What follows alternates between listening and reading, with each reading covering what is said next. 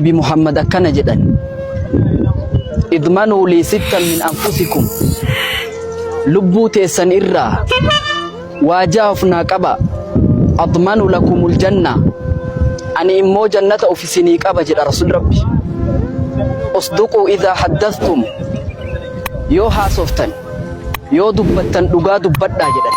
wa awfuu idhaa wa'adtum yoo waadaa seentan